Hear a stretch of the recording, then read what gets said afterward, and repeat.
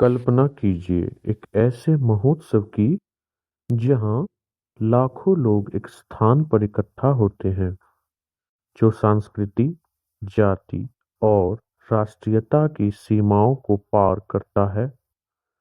ऐसा आयोजन जिसे यूनेस्को द्वारा मानवता की अमूर्त सांस्कृतिक धरोहर के रूप में मान्यता प्राप्त है और जो अंतरिक्ष से भी दिखाई देता है।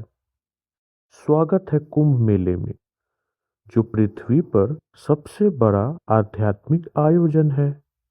आज हम आपको इसके मिथकों, इतिहास और महत्व की गहराई में ले चलेंगे। कुंभ मेले को वास्तव में समझने के लिए हमें समय में पीछे जाना होगा। हिंदू पौराणिक कथा समुद्र मंथन की कहानी तक। कथा के अनुसार देवताओं और असुरों ने अमृत यानी अमरत्व की अमृत को निकालने के लिए समुद्र मंथन किया। जब अमृत कलश प्रकट हुआ तो उसके स्वामित्व को लेकर घमासान युद्ध छिड़ गया। इस संघर्ष के दौरान अमृत की 4 बूंदें धरती पर गिर गई, जिससे हरिद्वार, प्रयागराज, नासिक और उज्जैन पवित्र स्थल बन गए। यह दिव्य संघर्ष 12 दिनों तक चला, जो मानव वर्षों में 12 साल के बराबर है। यही कुंभ मेले के चक्र का आधार बनता है। इन 4 स्थानों को पवित्र माना गया और विश्वास किया जाता है कि कुंभ के दौरान इन नदियों में स्नान करने से पाप मिट जाते हैं और मोक्ष की प्राप्ति होती है। लेकिन कुंभ की उत्पत्ति सिर्फ मिथकों तक सीमित नहीं है। पुरातात्विक साक्ष्य बताते हैं कि नदियों के पास धार्मिक स्नान की परंपरा 10,000 ईसा पूर्व से है। इसके अलावा बौद्ध और जैन ग्रंथों में भी इसका उल्लेख मिलता है। सभी कुंभ मेले समान नहीं होते। आइए इसके प्रकारों को समझें। अर्ध कुंभ मेला हर साल में हरिद्वार और प्रयागराज में आयोजित होता है। पूर्ण कुंभ मेला हर 12 साल में चारों स्थानों पर मनाया जाता है। महाकुंभ मेला केवल 144 साल में एक बार प्रयागराज में होता है, जब असाधारण खगोलीय योग बनते हैं। यह कुंभ चक्र का सबसे महत्वपूर्ण और दुर्लभ आयोजन है। कुंभ मेला केवल एक त्योहार नहीं है, यह एक गहन आध्यात्मिक यात्रा है। इसके महत्व के केंद्र में नदियां जैसे कि गंगा, यमुना और पौराणिक सरस्वती है। इन नदियों को दिव्य माना जाता है और कुंभ के दौरान इसमें स्नान करने से आत्मा शुद्ध होती है और मोक्ष प्राप्त होता है। लेकिन कुंभ केवल नदी में डुबकी लगाने तक सीमित नहीं है। यह एकता और विविधता का उत्सव है, जो हर पृष्ठभूमि के लोगों को एक साथ लाता है। साधारण तीर्थयात्रियों से लेकर साधुओं तक, स्थानीय लोगों से लेकर अंतर्राष्ट्रीय पर्यटकों तक, हर कोई आध्यात्मिक जागृति की खोज में समान होता है। कुंभ की चर्चा नागा साधुओं के बिना अधूरी है। ये तपस्वी योद्धा मेले में अद्वितीय उपस्थिति बनाते हैं।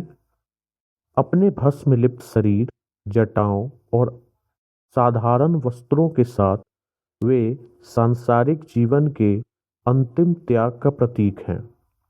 ऐतिहासिक रूप से नागा साधु हिंदू मंदिरों और तीर्थयात्रियों की रक्षा करते थे। आज वे परंपरा के संरक्षक और कुंभ के प्रमुख आकर्षण हैं। शाही स्नान यानी रॉयल बाथ मेले के मुख्य आकर्षणों में से एक है, जिसका नेतृत्व नागा साधु करते हैं। उनके जुलूस, मंत्रों और उत्साह से भरे हुए उत्सव की आध्यात्मिक शुरुआत को चिह्नित करते हैं। उनकी भागीदारी विश्वास और परंपरा का प्रतीक है। आगामी महाकुंभ, जो जनवरी 13 से फरवरी 26, 2025 तक प्रयागराज में आयोजित होगा, ऐतिहासिक होने जा रहा है। 40 करोड़ से अधिक तीर्थयात्रियों के जुटने की उम्मीद है। तैयारियों का पैमाना अविश्वसनीय है। 4000 हेक्टेयर में फैले स्थायी शहर का निर्माण हो रहा है, जिसमें सड़कें, स्वच्छता सुविधाएं और आवास शामिल है। 5000 करोड़ से अधिक के बजट के साथ यह आयोजन भारत की संगठनात्मक क्षमता और उत्सव की शक्ति का प्रमाण है। आर्थिक रूप से महाकुंभ पर्यटन को बढ़ावा देता है और स्थानीय व्यवसायों को लाभान्वित करता है। सांस्कृतिक रूप से यह भारत की समृद्ध विरासत और आध्यात्मिक गहराई को दुनिया के सामने प्रस्तुत करता है।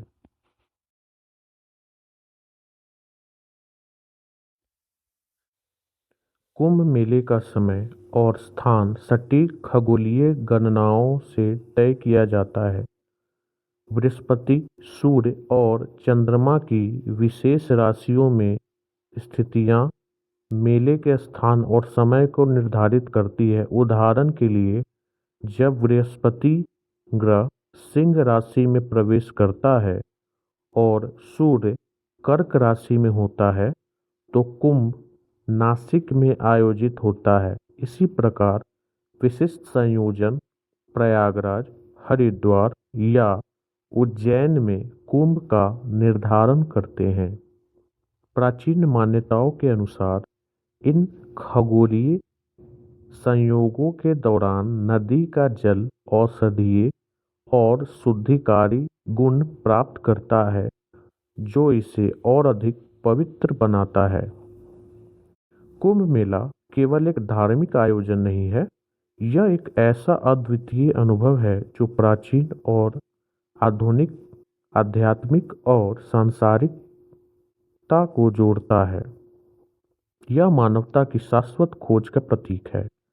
चाहे आप एक साधक हों, इतिहास प्रेमी हों या बस प्रेरणादायक कहानियों की तलाश में हों, कुंभ हर किसी के लिए कुछ न कुछ लेकर आता है। हमारे साथ इस यात्रा के लिए धन्यवाद। भारत की संस्कृति और धरोहर की एक और कहानियों के लिए हमें लाइक, शेयर और सब्सक्राइब करें। अगली बार तक खोजते रहें, सीखते रहें। जय भारत।